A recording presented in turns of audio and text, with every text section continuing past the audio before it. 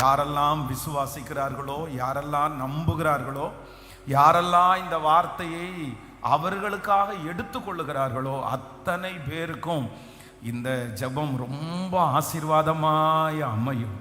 ஆமென். அவருடைய வார்த்தையினால் சகலத்தையும் அவர் சிருஷ்டித்தவர். அதனால் அவருடைய வார்த்தையினால் நம்முடைய வாழ்க்கையே ஆண்டவர் ஆண்டவர் மாற்றுகிறதற்கு கர்த்தர் வல்லவராய் இருக்கிறார். நம்ம சீக்கிரமாய் ஒரு பெரிய மகிமையை கர்த்தர் நம்முடைய கண்கள் காண கர்த்தர் உதவி செய்வாராக. வேதத்தில் நம்ம வாசிக்கும் போது வேதம் சொல்லுகிறது, மோசையினுடைய தாய் அந்த எதிர்ப்பான நேரத்திலையும் ஒரு குழந்தைய பெற்று, வேதம் சொல்லுகிறது 3 மாதம், அந்த 3 மாதம் அந்த குழந்தைய ஒளித்து வைத்திருந்தாள். நீங்கள் யாத்திராகமம் 2ஆம் அதிகாரத்தினுடைய 2வது வசனத்தை வாசிக்கும் போது, அந்த ஸ்திரீ கர்ப்பவதியாகி ஒரு ஆண் பிள்ளையை பெற்று அது அழகுள்ளது என்று கண்டு அதை 3 மாதம் ஒளித்து வைத்தாள். அடுத்த வசனத்தை கூட வாசிக்கும் போது, அவள் அதை அப்புறம் ஒளித்து வைக்க கூடாமல் ஒரு நாணற் பெட்டியை எடுத்து அதற்கு பிசினும் கீழும் பூசி அதிலே பிள்ளையை வளர்த்தி நதியோரமாய் நாணலுக்குள்ளே வைத்தாள். ஆமா, ஆண்டவருடைய பிள்ளைகளே, ஒரு அழகான பிள்ளையை பெற்றெடுத்து இப்போ 3 மாதம் அந்த பிள்ளைக்கு அவங்க என்ன பண்றாங்கன்னா ஒரு மிகப்பெரிய அரவணைப்பு அவங்க கொடுக்குறாங்க. அப்படின்னா அந்த குழந்தைய காப்பாற்றி அது சத்தம் போடுறதுக்கு முன்னாடியே அதற்கு பால் கொடுத்து அதனுடைய வாயை அப்படியே பொத்தி, ஏன்னா வீட்டுக்குள்ள ஒரு சின்ன குழந்தை இருக்கிறதா தெரிஞ்சிருச்சுன்னா உடனே அதை போட்டு கொடுத்துருவாங்க. அந்த குழந்தைய தூக்கி கொன்று போடுவாங்க, இல்லை நைல் நதியில போடுவாங்க. அதனால 3 மாதம் வரைக்கும் அதை தன்னுடைய கைகளிலே ஒளித்து வைத்திருந்தார்கள். வேதம் சொல்லுகிறது, அதற்கு பிறகு அதை ஒளித்து வைக்க கூடாமல் அப்படின்னா ஒரு சூழ்நிலை வருது. என்ன சூழ்நிலை அப்படின்னு சொன்னா, அது வரைக்கும் அந்த பிரச்சனையை அவங்க கையாண்டாங்க, அது வரைக்கும் அந்த ப்ராப்ளத்தை அவங்க சமாளிச்சிட்டாங்க. ஆனா இப்போ என்ன நடக்குது அப்படின்னு சொன்னா, இந்த பிரச்சனையை சமாளிக்கவே முடியாத ஒரு சூழ்நிலை உண்டாகிறது. உடனே அவங்க என்ன பண்ணாங்கன்னா, அதோட போராடலை, இல்லை அதற்காக வருத்தப்படலை, அதையே நினைச்சு தன்னுடைய சரீரத்தை சிக்காக்கி கொள்ளலை. அதற்கு மாறாக அவங்க என்ன பண்றாங்கன்னா, அந்த பிரச்சனையை என்ன பண்றாங்கன்னா அப்படியே கர்த்தரிடத்துல கொடுக்கிறதுக்கு முயற்சி எடுக்கிறாங்க. சரி, என்ன வேணாலும் நடக்கட்டும், என்ன நடந்தாலும் பரவாயில்ல அப்படின்னு சொல்லி அந்த குழந்தைய ஒரு நாணற் பெட்டிக்குள்ளே வைத்து அந்த நைல் நதியில அனுப்பி விடுறாங்க. அப்போ ஆண்டவருடைய பிள்ளைகள் நம்மளால சில பிரச்சனைகள் சமாளிக்கிற வரைக்கும் நம்ம சமாளிச்சிடலாம். ஆனா இந்த மோசையினுடைய தாயை போல நம்ம என்ன பண்ணணும்னா, நம்ம ஒரு காலகட்டம் தாண்டும் போது அதையே நம்ம நினைச்சு நம்ம என்ன பண்ணிடக்கூடாதுன்னா ஸ்ட்ரெஸ் ஆயிடக்கூடாது.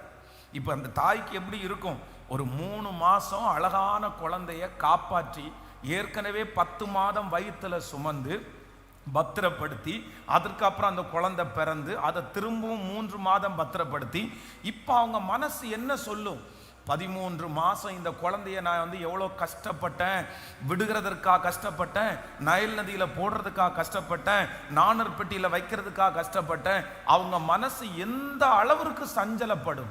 ஆனா அவங்க ஒரே ஸ்ட்ராங்கான ஒரு முடிவு எடுத்துட்டாங்க, என்ன வேணாலும் நடக்கட்டும், எது நடந்தாலும் ஆண்டவருடைய சித்தம் இல்லாம ஒண்ணுமே நடக்காது அப்படின்னு தன்னுடைய அந்த பிரச்சனையை இப்ப தான் கையாள முடியாதுன்னு சொன்ன உடனே என்ன பண்ணிடுறாங்கன்னா, ஆண்டவருடைய கரத்துல கொடுத்துட்டு அமைதியா கையை கட்டி என்ன நடக்குதுன்னு வேடிக்கை பார்க்குறாங்க.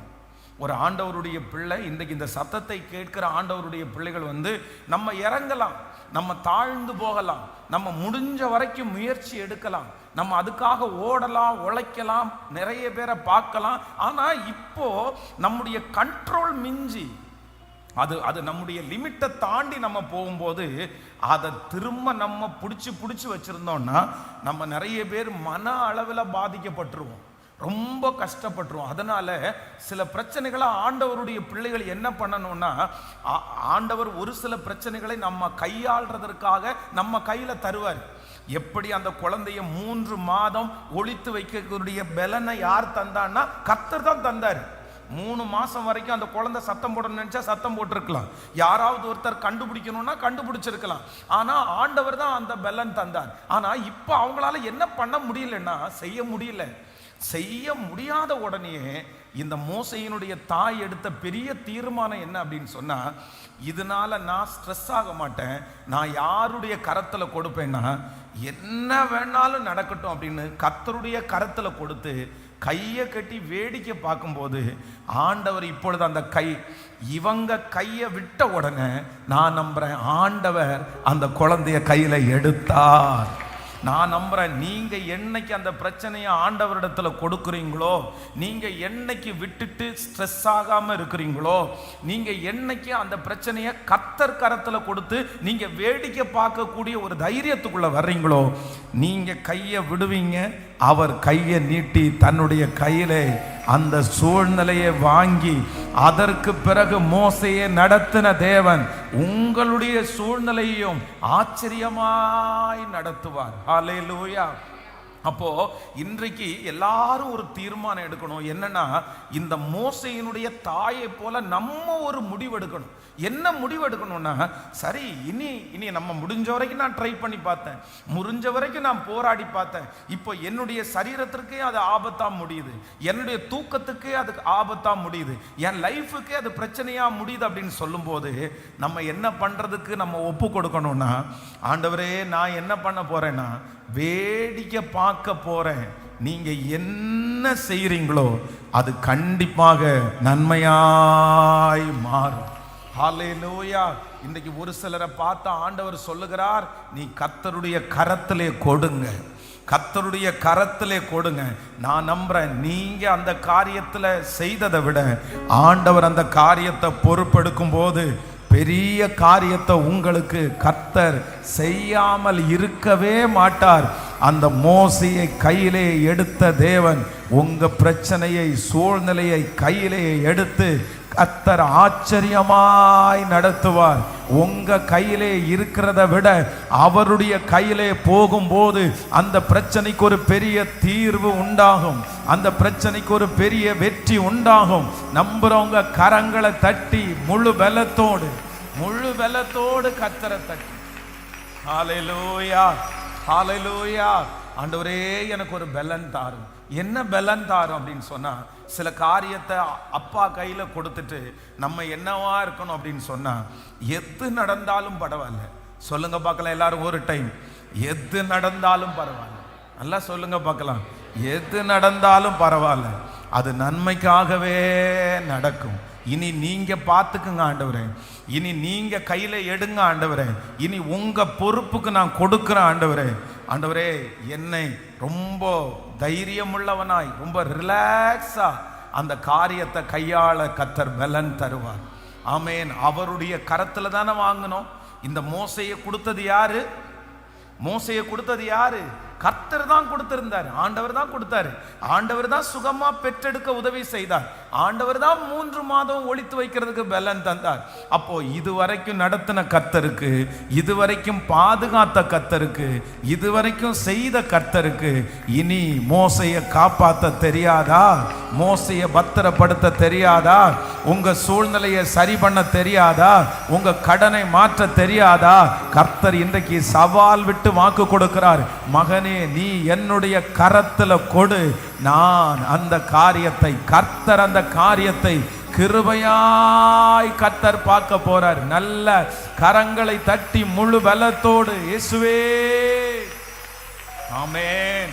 அதைத்தான் சங்கீதக்காரனாகிய தாவீது சொல்லும்போது ரொம்ப அழகா சொல்லுகிறார், நான் சமாதானத்தோடே படுத்து நித்திரை செய்வேன், ஏனென்றால் கர்த்தர் என்னை தாங்குகிறார். நான் சமாதானத்தோடே படுத்து நித்திரை செய்வேன். ஆனா அவன் சமாதானத்தோடே படுத்து நித்திரை செய்யவே முடியாது. ஆனா இவனுடைய எதிரியான சவுல் சமாதானத்தோட படுத்து நித்திரை செய்யல. சவுல் எப்பொழுதும் தூங்கும் போது வேதம் சொல்லுது, குதிரைகளுக்கு இடையிலே படுத்து தூங்கினான். அப்படின்னா சுற்றி சவுல் படுத்து கிடக்கும் போது சுற்றி என்ன இருக்கும்னா நிறைய குதிரைகள் படுத்து கிடக்கும். அந்த குதிரைகளுக்கு நடுவாக சவுல் படுத்து கிடப்பான். ஏன் அப்படின்னு சொன்னா, இந்த குதிரைகளுக்கு ஒரு பெரிய கிஃப்ட் இருக்கு. என்ன அப்படின்னு சொன்னா, இந்த இரும்பை வந்து ரொம்ப அதிகமா மோப்பம் பிடிக்கும் இந்த குதிரைகள். அதனால ஆப்போசிட்ல யாராவது ஒருத்தர் இரும்பு ஆயுதத்தோட வந்தாங்கன்னா, இந்த குதிரை என்ன பண்ணும்னா, நைட்டு தூங்கிட்டு இருக்கும் போது அந்த இரும்பை மோப்பம் பிடிச்சு கழுத்தை அதை அசைக்கும், தலையை அதை அசைக்கும் போது என்ன ஆகும்னா, அதனுடைய கழுத்துல வந்து மணி கட்டி இருப்பாங்க. அந்த மணி அதை தலையை அசைச்சு மணி சவுண்ட் வச்சிருந்தா உள்ளுக்குள்ள படுத்து கிடக்கிறவங்க டக்குன்னு எந்திரிச்சிருவாங்க. என்ன வருது அப்படின்னா, நமக்கு வந்து ஆபத்து வருது, உடனே நம்ம எந்திரிக்கணும் அப்படின்னு சொல்லி. அப்போ சவுல் வந்து தன்னை தற்காத்து கொள்வதற்கு குதிரைகளுக்கு நடுவாக குதிரைகள் தனக்கு பாதுகாப்பு அப்படின்னு படுத்து கிடக்கிறாரு. ஆனா தாவீது அப்படி அல்ல. அவர் வந்து சிங்கத்தினுடைய கெபியிலே அனாதைய போல படுத்து கிடந்தாலும் நிம்மதியா படுத்து தூங்குறாரு. காரணம் என்னன்னா, இதுவரையிலும் என்ன நடத்தின கர்த்தர், கோலியாத்தினுடைய கையிலுக்கு என்னை தப்புவித்த கர்த்தர், இதுவரையிலும் என்னை காப்பாற்றின கர்த்தர், நிச்சயமாய் அவர் என்னை கைவிட மாட்டார். நான் இந்த காரியத்தில் வெற்றி பெறுவேன். நான் இன்றைக்கு கர்த்தருடைய கரத்திலேயே கொடுக்கிறேன். ஆமென். எல்லாரும் சொல்லுங்க பார்க்கலாம், இந்த காரியத்தை உங்க கையில கொடுக்கிறேன். நீங்க எந்த பிள்ளைக்காக ரொம்ப வருத்தத்தோடு இருக்கிறீங்களோ சொல்லுங்க, ஆண்டவரே உங்க கரத்துல கொடுக்கிறேன். நேற்றைக்கு நம்ம தியானிச்சோம்ல, அன்னாள் அதற்கு பிறகு துக்க முகமாய் இருக்கவில்லை. ஏன்னா அன்னாளுக்கு ஒரு நம்பிக்கை வந்துச்சு, இனி என் பிள்ளைய கர்த்தர் பார்த்துக்குவார், இனி என் எதிர்காலத்தை ஆண்டவர் பார்த்துக்குவார். எல்லாரும் ஏசப்பாட்ட சொல்லுங்க, அப்பா என்னை விட என் பிள்ளைய நீங்க நல்லா பார்த்துக்குவீங்க ஆண்டவரே, என்னை விட என்னுடைய குடும்பத்தை நீங்க நல்லா பார்த்துக்குவீங்க ஆண்டவரே. எங்க அம்மா அப்பா பார்த்துக்கிறத விட என்னுடைய எதிர்காலத்தை நீங்க ரொம்ப நல்லா பார்த்துக்குவீங்க. அதனால எல்லாரும் சொல்லுங்க, அப்பா என்னுடைய வாழ்க்கையை முழுவதும் உம்முடைய கரத்துல நான் தருகிறேன். சொல்லுங்க ஹல்லேலூயா, ஆமென், ஸ்தோத்திரம் ஸ்தோத்திரம். மலைகள் பெயர்ந்தகன்றிடினும், நிலை மாறி புவி அகன்றிடினும், மலைகள் பெயர்ந்தகன்றிடினும், நிலை மாறி புவி அகன்றிடினும், மாறிடுமோ அவர் கிருபை என்னாலும், ஆறுதல் எனக்கு அவரே. மாறிடுமோ ஆறுதல் எனக்கு அவரே, பாடும் எனக்கு ஒத்தாசை வரும் பர்வதம், நேராய கண்களை ஏறெடுப்பே. எல்லாரும் எனக்கு ஒத்தாசை வரும் பர்வதம், நேராய கண்களை ஏறெடுப்பே. என் காலை தள்ளாட ஓட்டார் என்னை காக்கும் தேவன், என் காலை தள்ளாட ஓட்டா என்னை காக்கும் தேவன் உறங்கா. இஸ்ரவேலை பகல் உறங்காரே, இஸ்ரவேலை காக்கும் நல் தேவன் பகல் உறங்காரே. எனக்கு ஒத்தாசை வரும் பர்வதம், நேராய கண்களை ஏறெடுப்பே.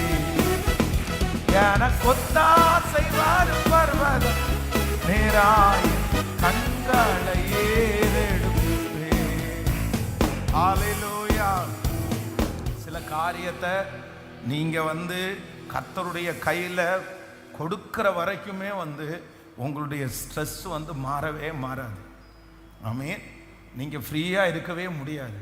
ஆண்டவருடைய பிள்ளைகளுக்கு ஒரு அனந்த ஞானம் வேணும், ஒரு விசேஷித்த ஞானம் வேணும்.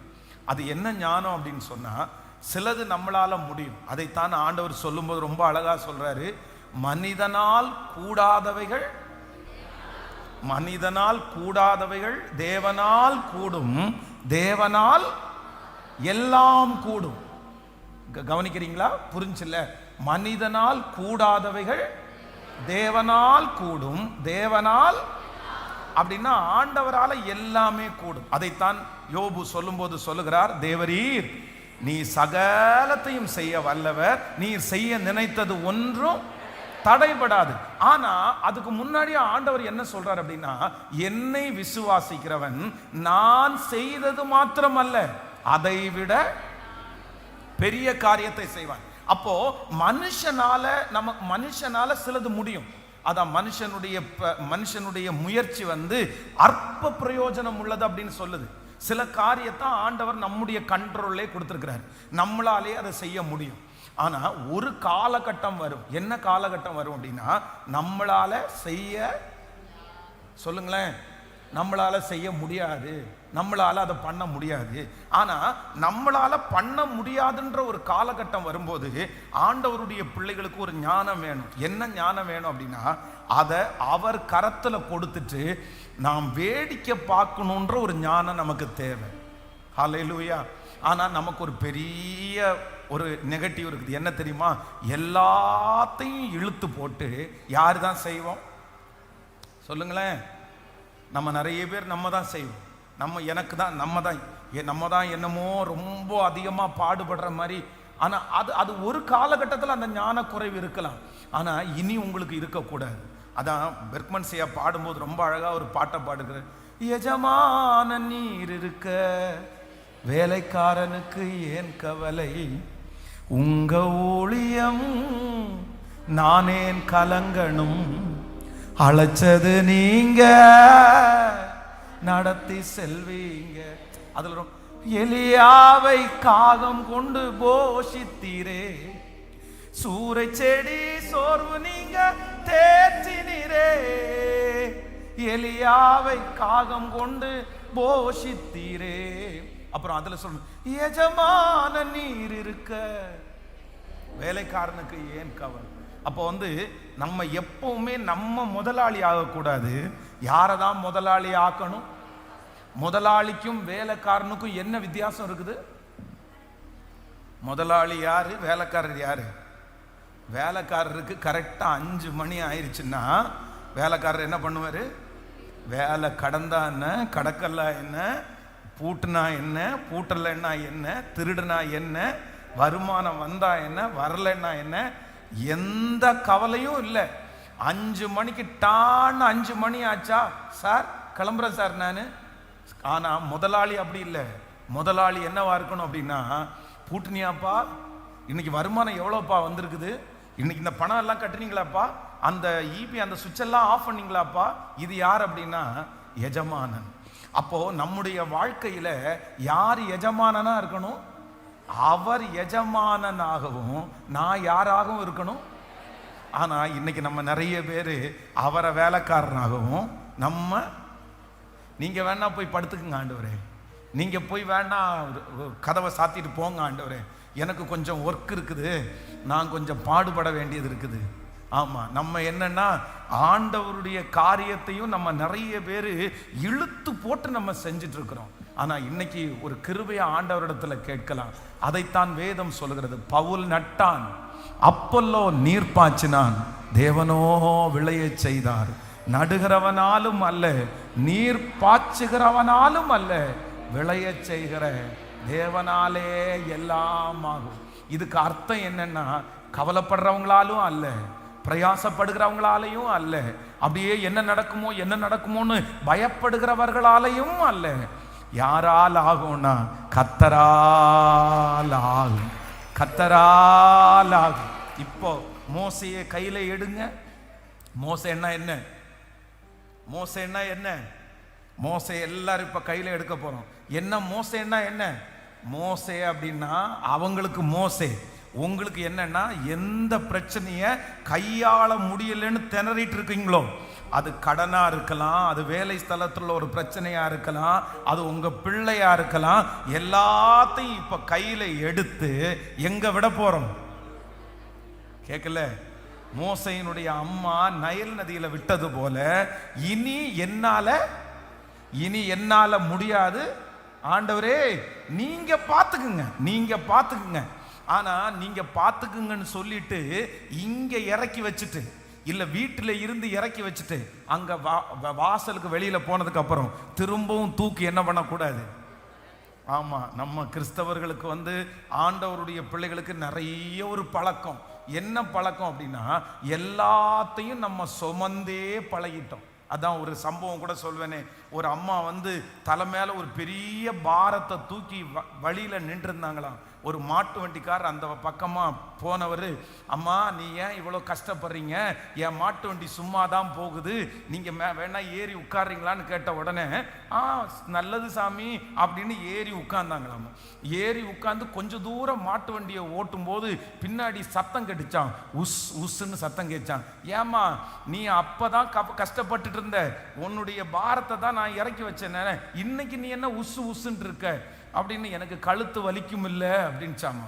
திரும்பி பார்த்தா அதே பாரத்தை தலையிலே சுமந்துட்டு இருந்தாங்களாமா. இவர் திரும்பி பார்த்து, ஏமா நீ சுமக்க கூடாதுன்றதுக்கு தான் உன்னை வண்டியில ஏத்தன, நீ சுமந்துட்டு இருக்கேன்னு கேட்ட உடனே, இந்த மாடு எத்தனையத்தான் சுமக்கும்னு கேட்டாங்களாமா. மாடு ஒன்னையும் சுமக்குது, என்னையும் சுமக்குது, என்னுடைய சுமையும் இனி அது சுமக்கணுமா, அதனால அதுக்கு கொஞ்சம் ஈஸியா இருக்கும்னு நான் சுமந்தேன்னு சொல்லிச்சாமா. உடனே இந்த ஐயா சொன்னாங்களா, அம்மா நீ சுமக்கிற வெயிட்டையும் சேர்த்தா எது சுமக்குது, அதனால நீங்க இப்போ சுமக்கிறது பிரயோஜனம் இல்லை, அது வேஸ்ட். அப்போ நம்ம நிறைய பேர் ஏசப்பா நம்முடைய சுமைகளை எல்லாம் சுமந்துட்டு இருக்கிறாரு, நம்ம எக்ஸ்ட்ரா தேவையே இல்லாம நம்ம என்ன பண்ணிட்டு இருக்கிறோம் சொல்லுங்க, சத்தமா சுமந்துட்டே இருக்கிறோம். அதனால நான் நம்புறேன், நமக்கு ஆண்டவர் இருக்கிறார், உங்களை என்னையும் கர்த்தர் அறிந்திருக்கிறார், அதை ஃப்ரீயா விடக்கூடிய கிருபையை கர்த்தர் தருவார். ஆண்டவர் கர்த்தர் பார்த்து கொள்ளுவார். ஆமென். ஆண்டவரே இனி நீர் பார்த்து கொள்ளுவீர், இனி நீர் பார்த்து கொள்ளுவீர். ஹல்லேலூயா. அந்த ஒரு சூழ்நிலைக்கு என்றைக்கு நம்ம வருகிறோமோ அன்றைக்கு நம்முடைய பிரச்சனைகளை கர்த்தர் கையிலே எடுப்பாராக. அந்த தைரியத்தை ஆண்டவர் தரும்படியாய் கையை உயர்த்தி, ஆமென் ஹல்லேலூயா, எல்லாரும் கையை உயர்த்தி அந்த தைரியத்தை உங்களை தவிர வேற யாரும் எனக்கு தர முடியாது. சொல்லுங்க, அப்பா பார்த்து, ஆண்டவரே நீங்க தான் அந்த தைரியத்தை எனக்கு தரணும், என்னால விட முடியல ஆண்டவரே, என்னால அதை விட்டுட்டு தைரியமா இருக்க முடியல ஆண்டவரே, கர்த்தர் பார்த்துக்குவார் அப்படின்னு என்னால சந்தோஷப்பட முடியல, ஆனா எனக்கு ஒரு கிருபை இன்றைக்கு தருவீராகப்பா ஆண்டவரே. அந்த காரியத்தை உங்க கையில கொடுத்துட்டு நான் தைரியமா இருக்கக்கூடிய ஒரு பலனை சொல்லுங்க ஆண்டவரே, அந்த பலனை கர்த்தர் எனக்கு தருகிறதற்காக உமக்கு ஸ்தோத்திரம். ஹல்லேலூயா, ஹல்லேலூயா, ஆமென். ரொம்ப அழகான பாடல் இந்த பாடல். மலைகள் பெயர்ந்து அகன்றிடனும், நிலை தடுமாறி புவி அகன்றிடனும், அவருடைய கிருபை மாறவே மாறாது. எனக்கு ஒத்தாசை அவரிடத்திலிருந்து வரும். அருணோட் கண் பண்ணுங்க. ஆமென். என்னுடைய ஒத்தாசை அவரிடத்திலிருந்து வருக. எல்லாரும் சேர்ந்து கரங்களை தட்டி அந்த பாடலை பாடுவோம். ஹல்லேலூயா, ஹல்லேலூயா. நன்றி அப்பா, நன்றி. மலைகள் பெயர்ந்து அகன்றிடினும், இலை மாறி புவி அகன்றிடினும், பாடும். மலைகள் பெயர்ந்து அகன்றிடினும், இலை மாறி புவி அகன்றிடினும், மாறிடுமோ அவர் கிருபை என்னாலும், ஆறுதல் எனக்கவரே. மாறிடுமோ அவர் கிருபை என்னாலும், ஆறுதல் எனக்கவரே. எனக்கொத்தாசை வரும் பர்வதம், நேராயும் கண்களை ஏறெடும். கைகளை தட்டி, எனக்கொத்தாசை வரும் பர்வதம், நேராயும் கண்களை ஏறெடும். வலப்பக்கத்தில் நிழலவரே, அழுவாமல் காப்பவர், பாடும். வலப்பக்கத்தில் நிழலவரே, அழுவாமல் காப்பவர் அவரே. சூரியன் பகலில் சந்திரன் இரவில் சேதப்படுத்தாதே.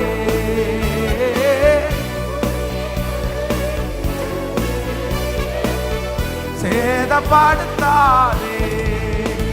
எனக்கொத்தாசை வரும் பர்வதம் நேராய் கண்களை ஏறெடுப்பேன். எனக்கொத்தாசை வரும் பர்வதம் நேராய் கண்களை ஏறெடுப்பேன். எல்லாரும் போ என்னை அணுகாமல் ஆத்துமாவை காக்கும் நல் தேவன். எத்தீங்கும் என்னை அணுகாமல் ஆத்துமாவை காக்கும் நல் தேவன். போக்கையும் வரத்தையும் பத்திரமாக காப்பாரே இது முதலா. போக்கையும் வரத்தையும் பத்திரமாக காப்பாரே இது முதல். கைகளை மேல ஒத்தாசை வரும் நேராய் கண்களை ஏறெடுப்பேன். எனக்கொத்தாசை வரும் பர்வதம் நேராய் கண்களை. எல்லாரும் சொல்லுங்க. என் காலை தள்ளாட ஓட்டா என்னை காக்கும் தேவன். திரும்ப திரும்ப சொல்லுவோம். என் காலை என்னை காக்கும் தேவன் உறங்கா. இஸ்ரவேலை காக்கும் நல் தேவன் அப்பகல் உறங்காரே. இஸ்ரவேலை காக்கும் நல் தேவன் அப்பகல் உறங்காரே. எனக்கொத்தாசை வரும் பர்வதம் நேராய் கண்களை ஏறெடு. எல்லாரும் சொல்லுங்க. கொத்தாசை